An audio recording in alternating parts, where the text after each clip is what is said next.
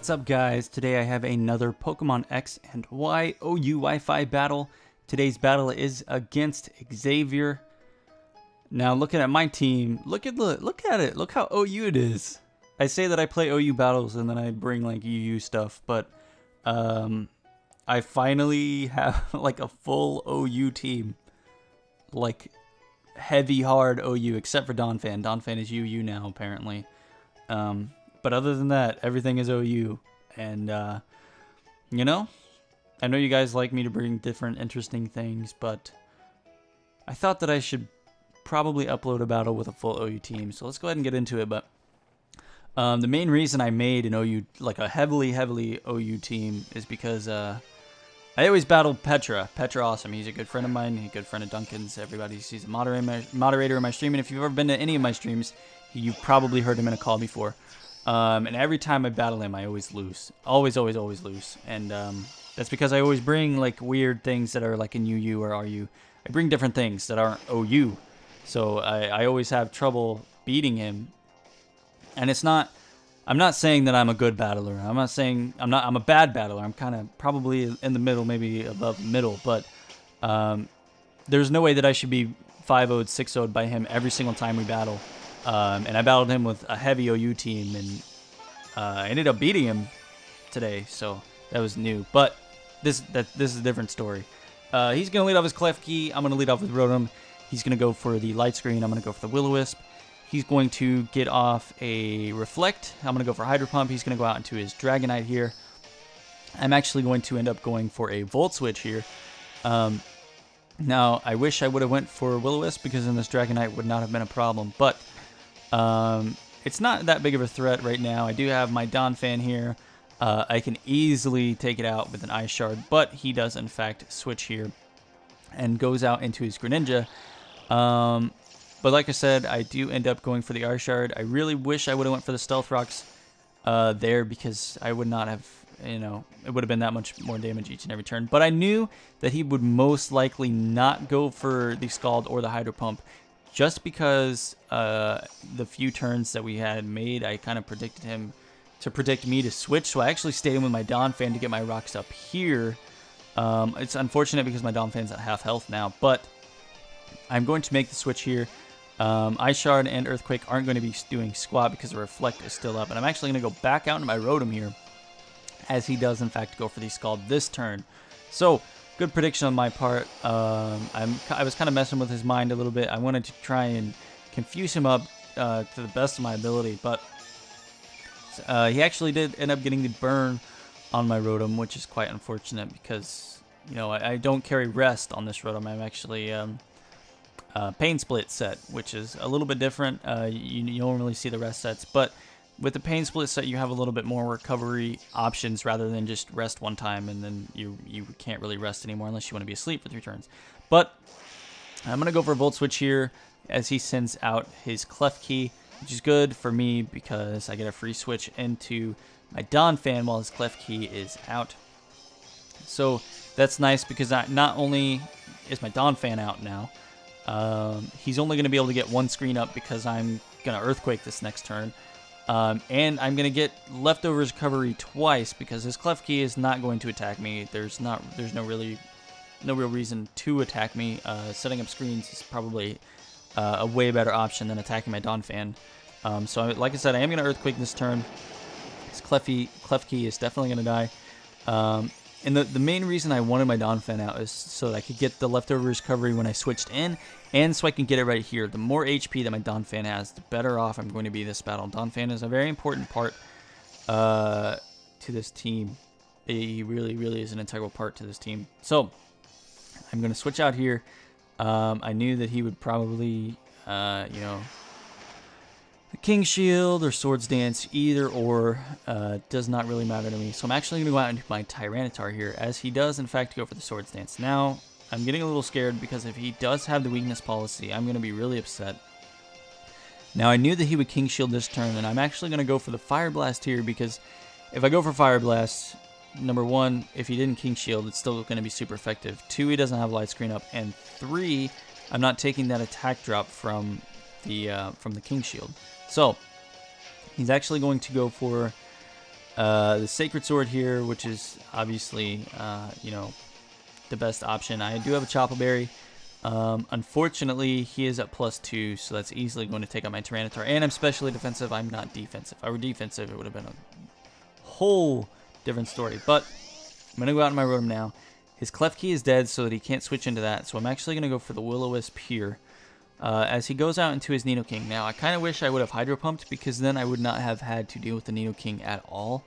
And, things would have went a little bit better for me. But I am going to get a Will-O-Wisp off on it, which is nice because, that residual damage each and every turn is quite nice, especially with, everything that is going on right now. So, burn damage, which is nice, on top of the Stealth Rocks that he took this turn. Now, the Reflect is gone. I did not think that this Sludge Wave would kill me, in no way, shape, or form, and I was completely wrong. I completely underestimated this Nidoking here. I thought that I was going to be able to live, get off a Hydro Pump, and then probably die to burn damage. I thought that I would be able to live, but die to burn damage. So I'm actually going to go out in my Scizor now. Now, I thought that he was Choice Scarfed. So, of my Scizor, I brought out my Scizor. Sorry, guys, I had to yawn. Mega Evolve, and then he hits me with a Flamethrower. So, that's just my fault. I should have switched into my Scizor and then double switched out to see if he changed moves or if he switched himself. So, big misplay on my part. I'm actually going to go out into my Latios now. Adios. Goodbye. Auf Wiedersehen. And hit him up with that Surf, because Surf is fairly powerful. I do run the Choice Specs set on my Latios, but I also run the HP Fire, which is nice. He's actually going to go out into Suppress now, which is his Aegislash. Now, obviously, I do not want to take a Shadow Ball or a Shadow Sneak, so I'm actually going to switch out and go back out into my Donphan. The Reflect is gone, so I can actually Earthquake this thing and kill it from where it's at, if I so choose to do so. But we have to wait for all of the animations that are taking place right now. So, gonna hit him up with that Earthquake. Like I said, the Reflect is gone, so I'm actually going to be able to kill the Aegislash from where it's at with the crit. So that's nice. That crit probably did matter because I don't run any attack on my Donphan, but as you all know, Donphan is a fairly powerful Pokemon by itself. It's, what, base 125 attack-ish? Something like that. It's a fairly powerful Pokemon, but he's going to go out into his Greninja now.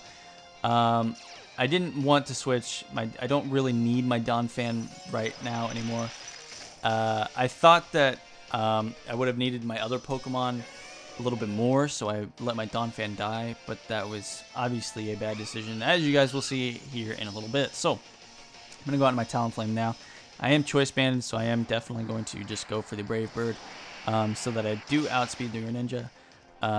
Oko the Greninja from where it's at, and that's, adios, goodbye, Auf Wiedersehen. So now he's going to go out into his Aerodactyl. This is kind of one of the reasons why I wish I still had my Donphan and would have left it around, but I thought Talonflame would have been a little bit more important. Now, I thought that the Greninja was going to Scald, but I guess he thought that I was going to bring in either my Latios or leave my Donphan in, or else I would have went out my Talonflame earlier. So I'm actually kind of in a bad spot now because he has Aerodactyl and Dragonite left at this point. So Brave Bird is going to be a 2-8 KO, which is really nice for me. He's actually going to go for the Ice Fang here. It's not going to kill my Talonflame, which is also really nice. I'm just going to go for another Brave Bird to take out this Aerodactyl, because Aerodactyls are not something that you want to mess around with, especially when they outspeed your remaining Pokemon, because I don't have priority. Now he's going to go out into Dragonite. Now, this was game-changing, kind of. I thought his best play right here would have been to go for Dragon Dance. Let me Brave Bird him. Me die from Brave Bird recoil. And then he be at +1 attack, +1 speed. And then he would have been able to outspeed my Latios, which would have won the game for him. But instead he went for the E-Speed. I go out to my Latios, I Draco Meteor, and I miss. And that makes me lose the game, because he's then going to be able to outspeed me at +1, hit me with an Outrage, and kill my Latios. So I lost all because I missed the Draco Meteor. A 90 accuracy move, missing when I need it the most. So, nonetheless, it was a good game, Xavier. I misplayed a little bit in a few spots. The main ones being Sludge Wave on Rotom, Flamethrower on Caesar, and letting my Donphan die. Those were the 3 biggest misplays that I made, and they ended up costing me the match. I don't know. I would have been able to deal with the Greninja with my Caesar, because he would have Ice Beamed my Donphan, send in Caesar, Bullet Punch, dead. Rotom could have been useful against the Dragonite. Could have Will-O-Wisped it. Who else? Oh, and if I wouldn't have misplayed, or if he would have went for Scald rather than Ice Beam on Donphan, it could have been a whole different story. But I let the wrong Pokemon die at the wrong time, so that's unfortunate. But I don't know, it was close. I am still upset that I lost because I missed. It just goes to show that things happen. I generally get, I don't get mad, but I generally get frustrated at people that are like, oh, I'm sorry for critting you. I'm sorry that you missed. Like the people that are generally upset that they crit someone, or generally upset that their opponent missed a move. It's part of the gameplay. It's a game mechanic. It's there for a reason. Do not apologize for something that is a mechanic and that is there for a reason. It's there. It's going to happen. You're going to crit people. That's like me driving to work and saying, "Oh, boss, I'm sorry that I drove to work today." It just doesn't make sense. It's just, ugh. I don't understand it. I don't understand why people do that. I don't know. It just frustrates me. It's a game mechanic. It happens. It's gonna happen. You're gonna crit people. People are gonna crit you. Hacks are hacks, and it's a thing, and it's always gonna be there as long as Game Freak puts them in. And I think they need to be there. You know, if there weren't crits, people would destroy lives with bulky Pokemon that set up. You would never be able to break through their defense, and then you would just lose. They would stall you out. So crits, that's probably one of the biggest reason crits are there. And I think they need to be there. Crits are good. They come in handy a lot.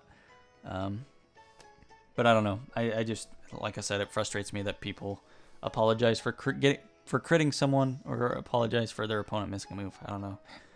It just bugs me. But it happens. It happens. So, you know, technically I would have won. But my Latios apparently needs fucking glasses.